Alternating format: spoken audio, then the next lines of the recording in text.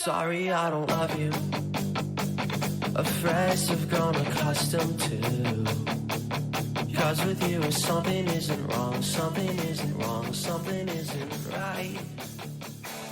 I wish you could be happy. Hey everyone, welcome to Geekdom is back, as is Tim Mathews. As promised, we are closing in on finishing up our discussion on the Mission Impossible movies. Today we're talking all about Rogue Nation, and we will be following this episode up with one on Fallout, since I finally saw that in theaters just in time for it to probably be leaving in this next week or so. But Tim, I know that you mentioned 4, 5, and 6 are more connected than the previous movies, which really sort of felt like standalone films aside from Tom Cruise's story, because, you know, Luther comes in, he does a job, and he gets out. We don't really know too much about him outside of his work and his friendship with Ethan. So it was all about Tom Cruise's Ethan Hunt and sort of his backstory for a lot of these movies. But I feel like with 4, 5, and 6, that changed a little bit more. You sort of got more of a bigger picture of everything. And, you know, with Rogue Nation, I do want to start by talking about the casting as usual, because we get a couple new characters worth mentioning in this one. And you have Rebecca Ferguson as Ilsa Faust, which is a fantastic character name. And you have Sean Harris as the villain, Solomon Lane. And, you know, he's sort of in the shadows for quite a bit of this. You know, we see him when he gasses Ethan, and then... Such a good reveal. Yeah, and then we sort of just go through and we get to know both Lane and Ilsa a lot more throughout this movie, and we learn that she's been working undercover and everything. But what did you think of these two cast additions? I thought they were both really, really great additions to the movie and to the as we find to the series. To start with, Ilsa, she's badass, and she has such a great backstory to her character.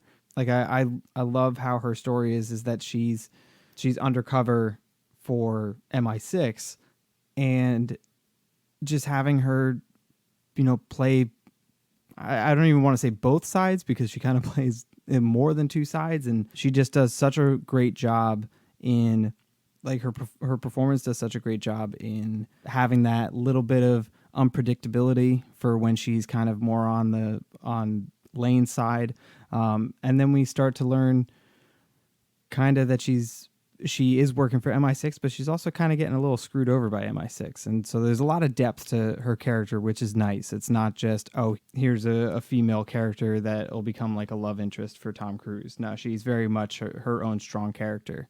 And then Lane is such a great addition. He's a much more subtle villain than, say, Philip Seymour Hoffman, who as I've said in previous episodes, it was so tough for anyone to follow up a villain performance by Philip Seymour Hoffman, but and there wasn't much of a villain, at least in personality, in Ghost Protocol. But I feel like Lane is a great addition to the rogues of the Mission Impossible series, and he's much more subtle, and it's kind of unnerving that, like, his really soft voice and just laid back performance. It's definitely, like, pretty disturbing. Like, even when he's just standing there in his introduction, and, you know, kills that poor girl in the record store that was just kind of super stoked to meet Ethan Hunt in real life. Yeah, and those two obviously aren't the only additions here. You have Simon McBurney as Atlee, and we come to learn that he created the Syndicate. And you have, you know, Alec Baldwin's Alan Hunley, and he brings a unique perspective to these movies, I think, because he seems to want to be a little more involved than most people have been previously. You know, we saw a lot of the higher ups just at the office sort of thing prior to this, but he's not quite hands-on, I would say. He sort of falls somewhere in between. He's not just going to sit at his desk at his office, and I think he was a nice addition as well. And Atlee obviously is a sort of secondary villain, so we get a lot of that in this movie. And I think overall, just having Jeremy Renner return as Brant. Obviously, Simon Pegg and Ving Rhames have sort of been staples since they both first appeared in the series. So it's one of those things where they have this sort of consistency going on throughout the franchise, which helps even if it's only Ethan and Luther.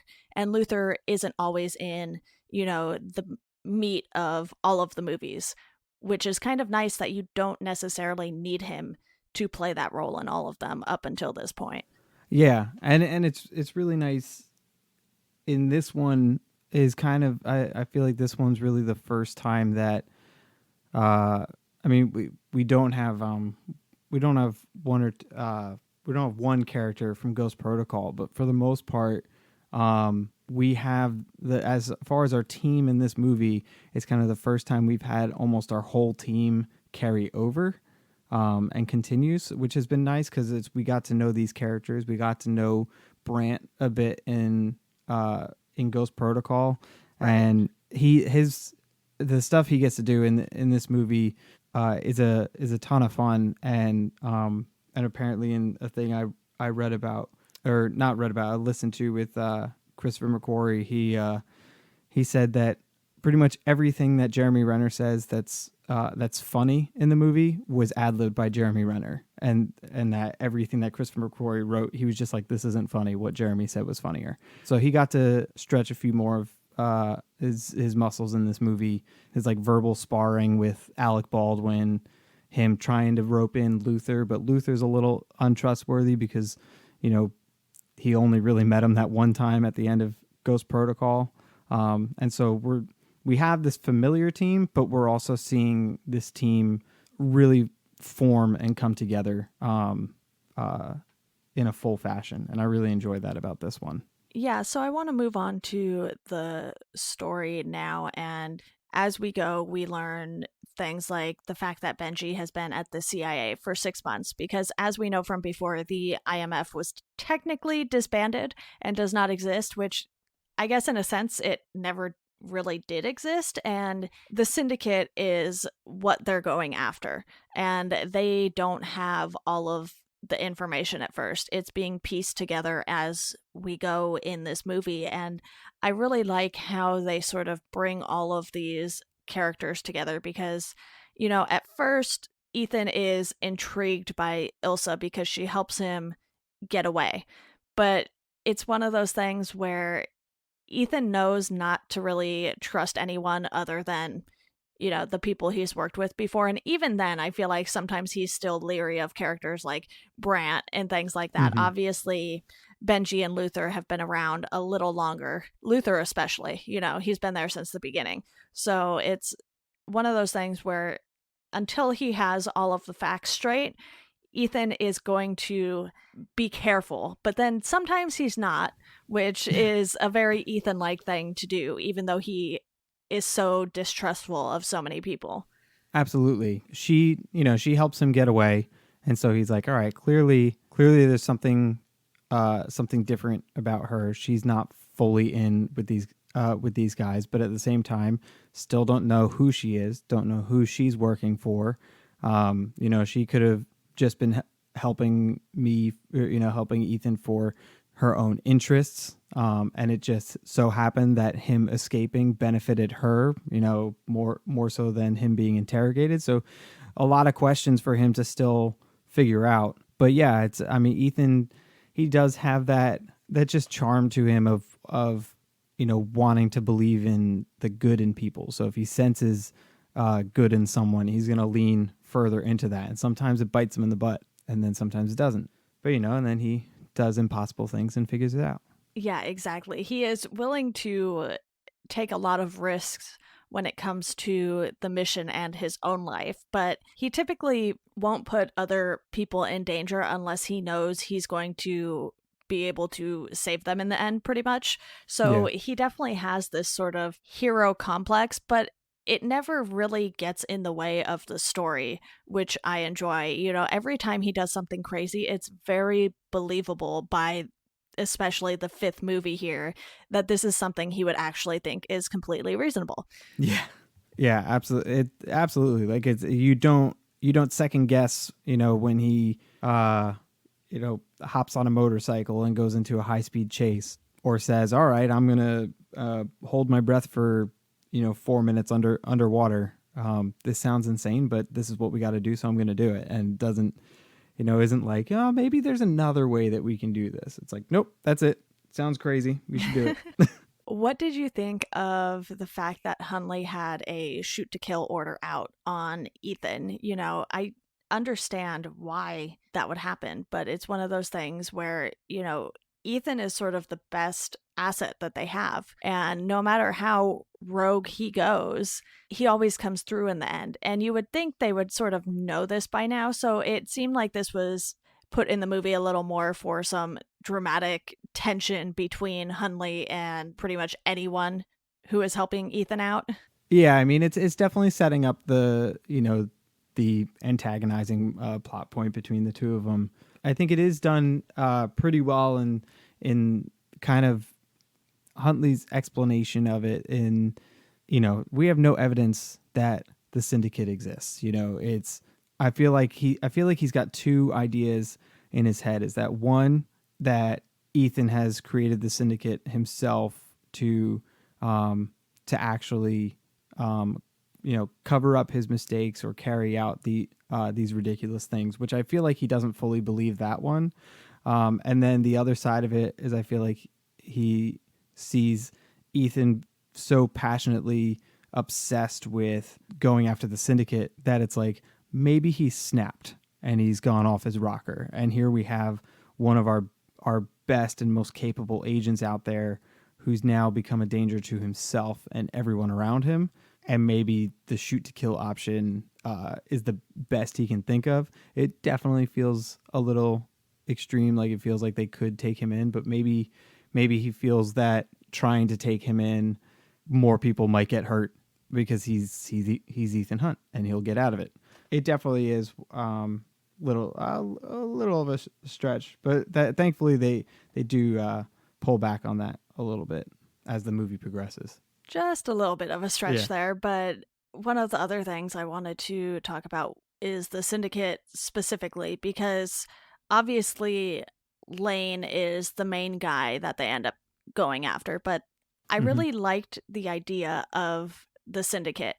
Ethan had found out about them already, and this movie is all about finding out more about what the syndicate actually is. And as things start to unravel, it really starts to make sense. It's this group of people who have been either wronged by the governments that they worked for, or they just stopped believing in those governments for a wide variety of different reasons, since they come from so many different countries. And it's something that, it's pretty understandable, because even here, we have so many people who are unhappy with the government right now. That isn't something that is ever surprising. You're always going to have people who disagree, especially with the government. And I think they did a nice job of portraying that here and showing what people with these sorts of skills can do when they become disgruntled with their individual governments and everything like that. These people have skills that everyday people don't have. So they're much more dangerous, and that is clearly the case, especially in the opera house scene. Absolutely. It makes complete sense that, here's these agents who, almost became disenchanted with the organizations that they were working with. And here they're being handed these missions and going out, and, a lot of times it's like, oh, you have to go take out this person or this person, and we're the good guys, they're the bad guys, and then start to question it. It's like, well, how do I know that we're doing the right thing? It doesn't seem like what we're doing is changing anything for the better. So how do we know that we're doing the right thing? And then, as Lane explains, I think someone someone calls him a terrorist at one point, and he says that, you know, terrorists are just fanatics looking for attention, and creating change through fear, and that, you know, he's, I forget the line. It's like a really good line. I could probably look it up, but something about, you know, he's actually creating change that at least in his insane eyes is to make things for the better, even though there's tons of disaster that's occurring in order to make it happen. And I mean, you mentioned the opera scene, which I don't think I've ever had an easier time picking my favorite scene in a movie. Like, it is hands down the opera scene. Yeah, The we'll scene is definitely dive perfection. into that more. Yeah.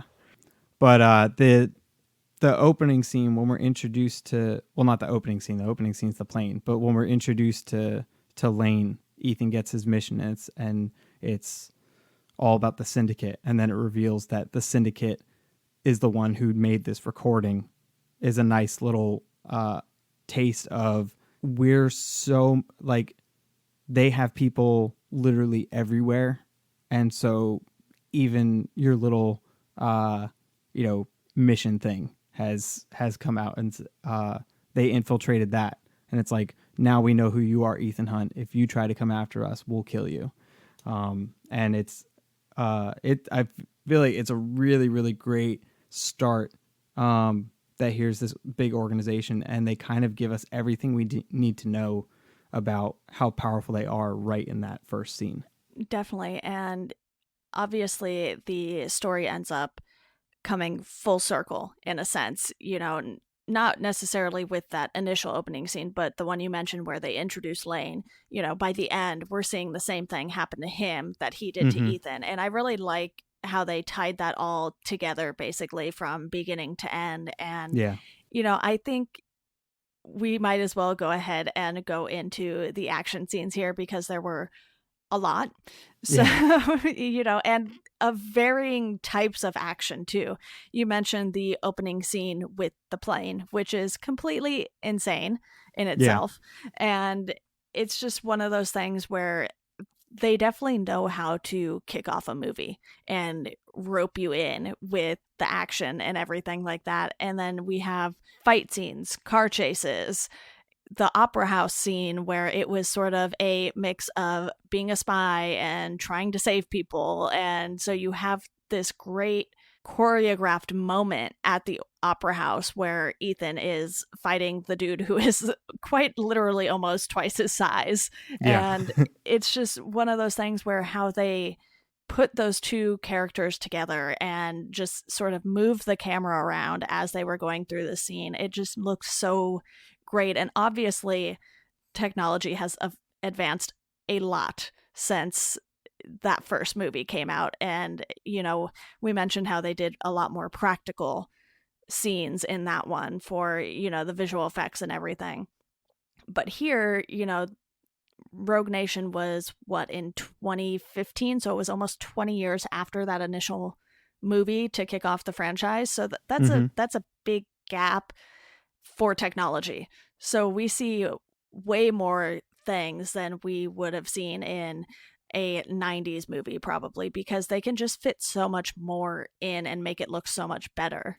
Absolutely. And still at the forefront is the practical effects, and when they use CGI, it's to enhance the practical effects, which continues to make this series stand out from other large action series that are out there. Plus, you also have the fact that Tom Cruise is still willing to do a lot of stunts himself, which I think helps, because I'm sure you've seen movies or TV shows where you catch a glimpse of the character and suddenly it doesn't look like the actor or actress playing the role. You're like, oh, well, there was the stunt double. You know, it's one of those things where if it's not done perfectly, you can catch those little things in movies, and probably more so TV shows, I would say, just because they typically have smaller budgets to be working around those things. And, you know, with Tom Cruise going crazy, it's just one of those things where I think he is the reason that these movies sort of get that extra little push with the effects and everything, because you're not worried that there's going to be a stunt double. I'm sure maybe he has a stand-in or something every once in a while, but for the most part, like we've mentioned before, he's the one doing these crazy stunts. Absolutely. And the thing I was listening to with the director, he actually made mention of this because they did like he answered like some internet questions, and someone had asked, they're like, is there any stunt that that he didn't let Tom Cruise do? And his response was, it was a particular one in Fallout that was just like him like rolling down something, and he was like, it's a boring stunt, and he had just broken his leg. He's like, it wasn't worth the risk for him to do this boring stunt of him just rolling down. So he's like, hey, I don't think you need to do this. It's not that great a visual stunt anyway, and I don't want you to break your ankle again. But that all the massively like major stunts and everything that seem way too insane for anyone to be able to do, he's like, that's all Tom Cruise, and they don't have a double in where they're digitally putting Tom's face over it. And his response to that was, because in order to do that, you'd have to convince Tom Cruise to actually sit down and get his face scanned, and he won't let you let you do that because he doesn't want someone to stand in and then just have his face digitally put over it. He's like, no, he's like, I can do this, and I'm gonna go out and succeed in the stunt. And it certainly helps when you're the the ultimate producer of the franchise. I guess you can say yes to yourself. Right. And it's sort of just one of those things where we know how hands-on he is, not only with the stunts, but with everything in general. So I think, while pushing for that sort of perfection might be odd to some people, because it does seem like Tom Cruise has very, very high expectations, especially for these movies. Yeah. To have a cast and crew that will go along with that. And, I don't know anything about the behind the scenes stuff. I know you pay attention to the special features and everything on the Blu-rays and whatnot, but I did not get to watch them for this one though. Okay, so you're probably as in the dark with it as I am, which is fine. I don't require watching bonus stuff for these episodes, but it's just one of those things where we can tell how hands-on he is and how much he wants these movies to work. And, for the most part, they have. I think the second movie is probably the universally most disliked one, I want to say.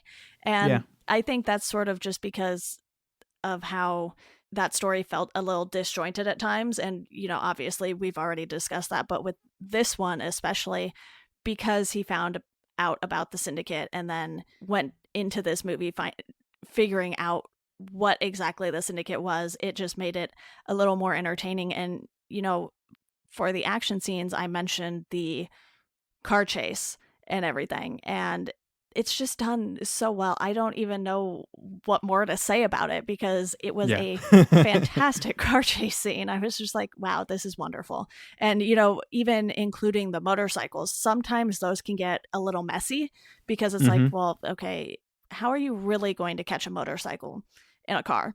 But it's one of those things where you have to sort of just outsmart the people. Yeah, absolutely. It's and how it's like you have that whole amazing car chase, and then you think, all right, well, car crashed. This is the end of the chase, and you had you had the fantastic comic relief of Luther and Brant showing up, midway through that car chase and realizing that it's Ethan, but they don't have as fast a car, and then they finally catch up, and they're like, all right, we're gonna get you guys out of the car. And then in typical Ethan fashion, they just hear this motorcycle rev off, and they have a very gifable moment of just popping up from behind the car at the same time between Brant and Luther, and it's hilarious.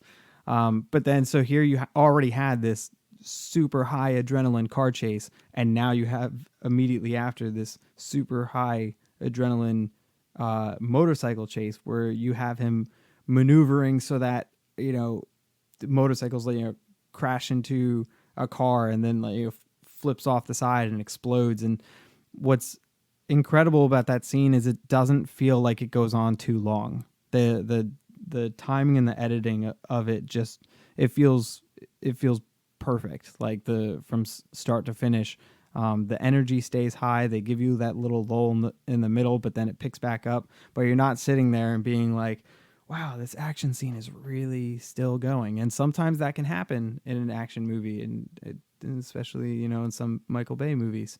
But in this one, they really got Christopher McQuarrie, he's a fantastic action director. And I feel like with these movies, he's really getting the credit he deserves on that. Because I feel like he was a bit more unknown prior to these, even though he had done some big movies. Yeah, and despite all of the action scenes that we do get, we have these moments that sort of really slow down the movie, not in a bad way, but just, it's like everything almost stops. And one of those moments is after we've gone through a lot of action and everything like that, and Ethan finds Benji with a bomb strapped to him. And it's like, in that moment, they know when to take things from these big action scenes and then just sort of halt everything.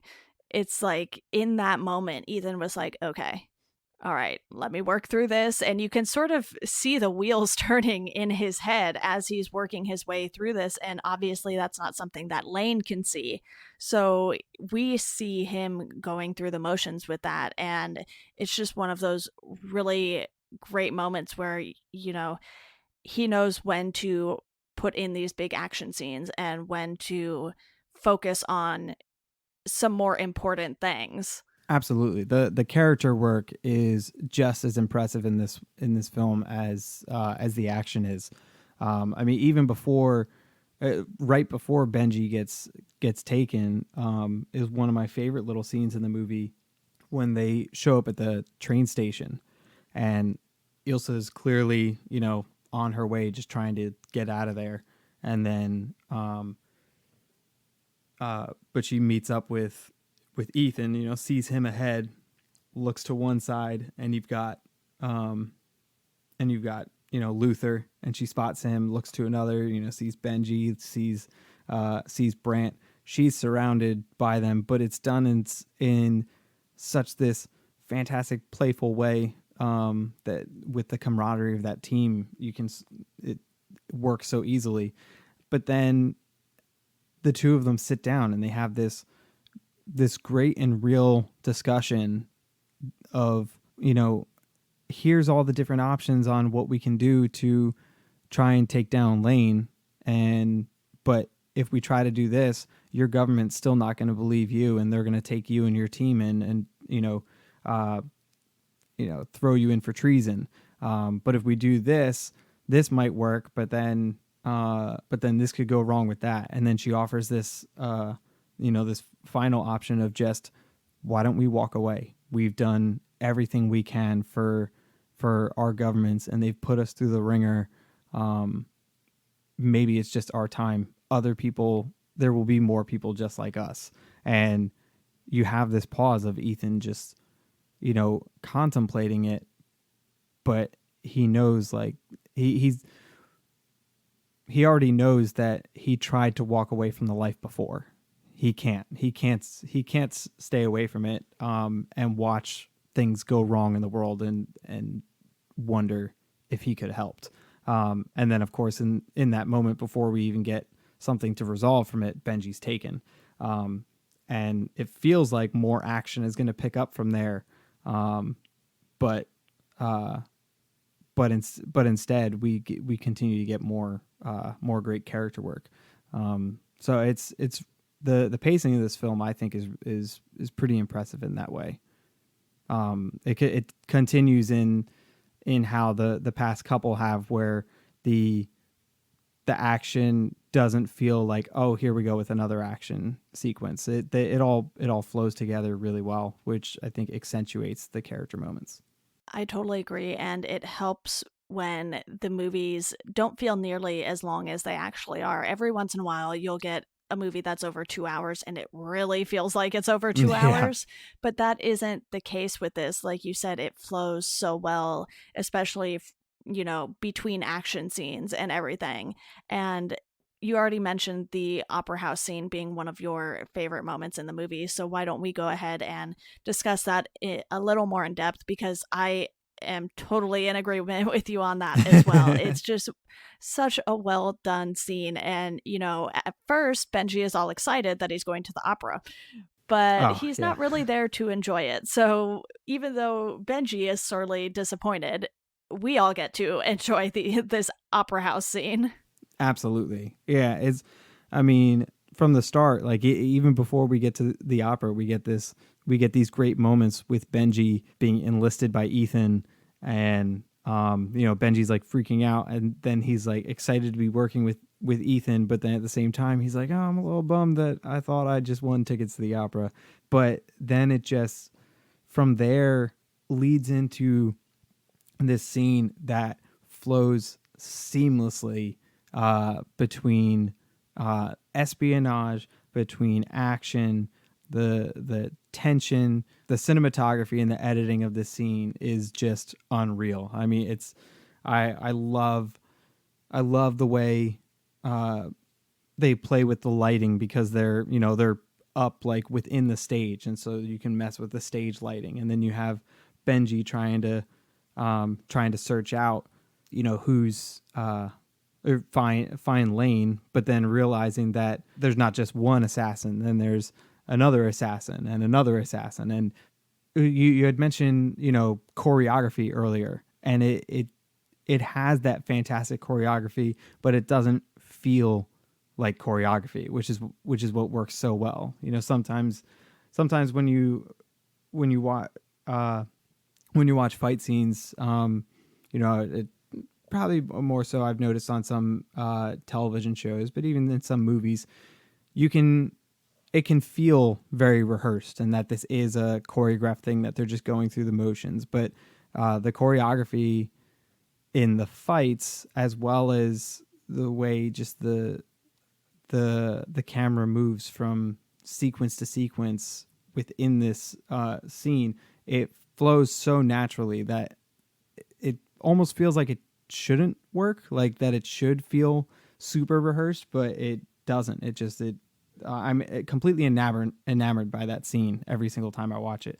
I may or may not have hit back a couple times when I was doing my rewatch. It's just one of those things where you have so many different moving pieces in this scene too. I feel like they were able to very easily, or at least they made it look easy, Yeah. put all of these moving I'm sure it pieces, was a nightmare. Yeah, put all of these moving pieces in order and have us understand why each person was there. Obviously when we see Ilsa, we're like, oh, okay, she's back. And Mm-hmm. it's hard to know whether or not to be excited about that, because we know what her skills are. Right. We saw that earlier in the movie, obviously. And then you have these two guys who are sort of wild cards. We have no idea right away what they're there for, but we know they aren't up to anything good.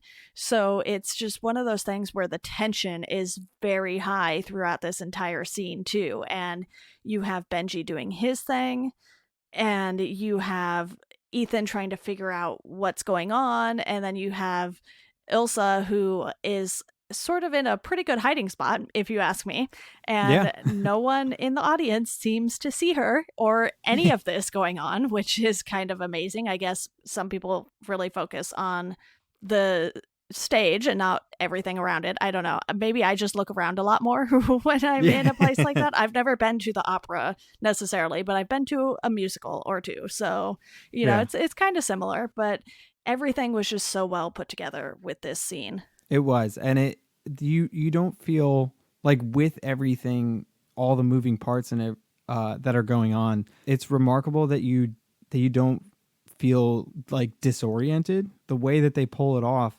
exactly where all the different things are happening. So even though they're jumping quickly through them all, it never feels like, okay, wait, where am I at this time?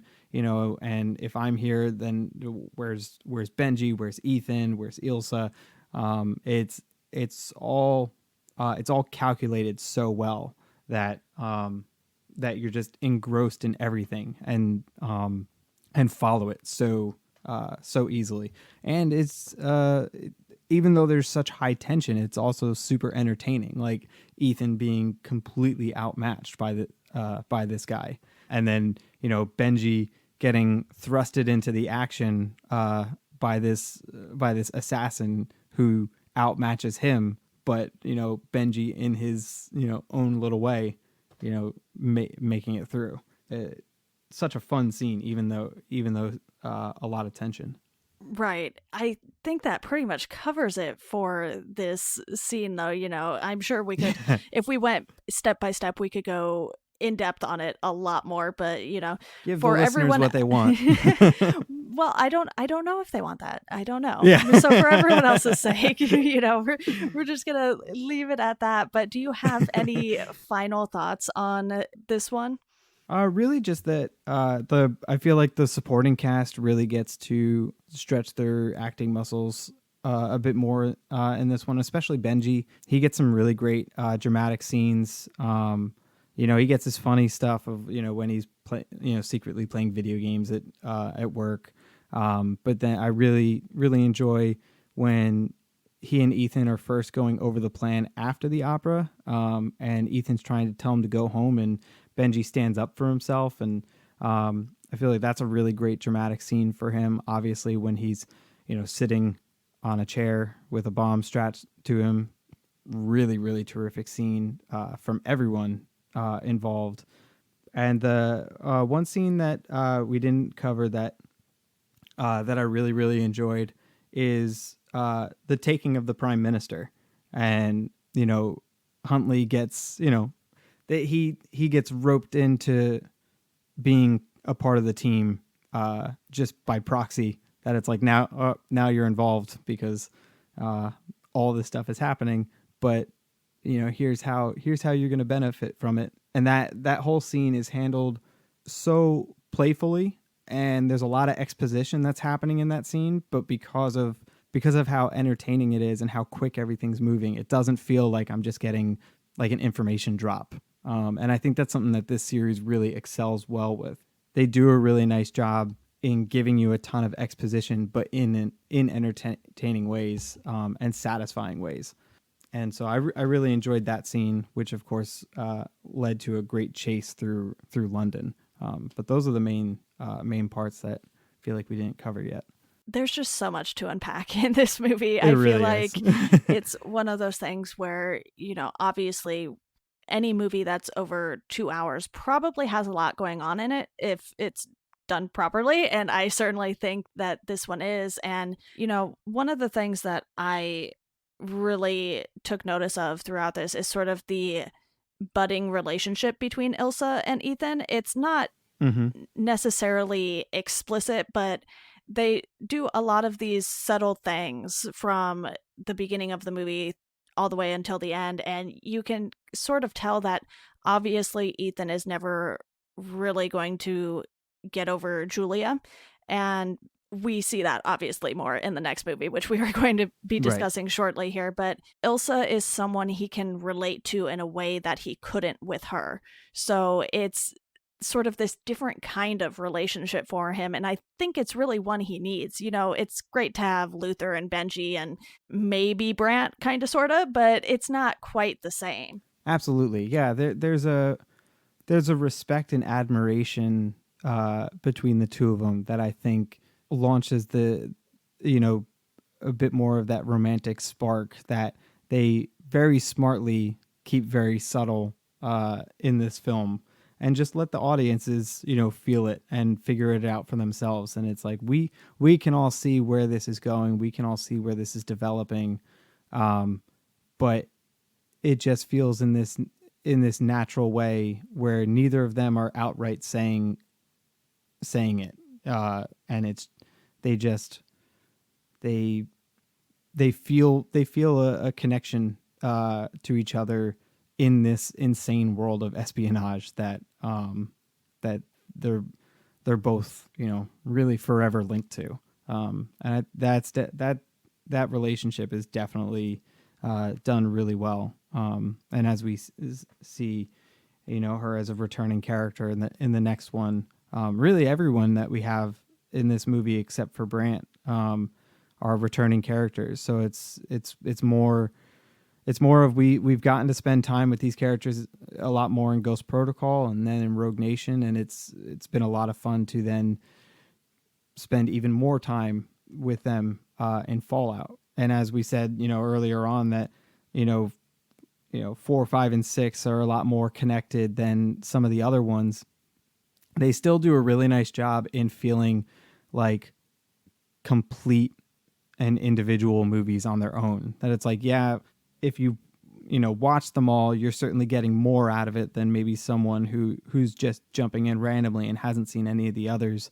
But I feel like if someone were to do that, they would still have a satisfying and complete experience from being like, all right, well, the story in this movie started here and it finished here, and I had a great time and, you know, feel like I got everything I needed out of it. And so I think that's something that's very, very impressive in these movies. They don't feel incomplete. Like, all right, well, they gave me a lot, but they didn't give me everything, so I'm hoping they cover it more later. So I feel like they do a really nice job in giving you that complete experience. And then they give you just enough to get you interested in the next movie too, which I really like, because at the end of Ghost Protocol, you have the Syndicate pop up and we're like, okay, wait, we want to know what the Syndicate is. Can we have this next movie now? And, you know, obviously for me, that worked out better because I could watch them in a much quicker succession than one could if you were watching these in, you know, real time. So lucky for me, I got into these later. Yeah, I saw it in theaters. I had to wait. Yeah, I got super excited about them mentioning the Syndicate and, you know, walked out of the theater with my friends and I was like, oh my God, they mentioned the Syndicate. And first they're like, what the hell's the Syndicate? And I'm like, well, you see. And I'm like, shut up, Tim. And I'm like, but it's going to be super cool when they do it in the next movie. And then I had to wait, you know, 2-3 years, but it was worth it. A much shorter wait than some of the other gaps. So there is that at least. They've been doing a really nice job giving us these movies a lot more often, and especially after Fallout, I really, really hope in a couple of years we get the next one, because I'm definitely itching for more, but we'll get to that. Yeah, definitely. Well, thank you for coming on to talk about this one, Tim. Obviously, we'll have you on for Fallout literally right now. For anyone listening, we're recording these back to back. We're in a Mission Impossible mood today, so we're getting them done for you. I suppose I could fit it into my schedule. You know, I think I have shuffleboard. Are you sure? Are you sure that's today? No, I think it's tomorrow. Yeah, we could do Fallout today. Awesome. And to our listeners, of course, thank you all for listening, and we hope you enjoy the rest of your day.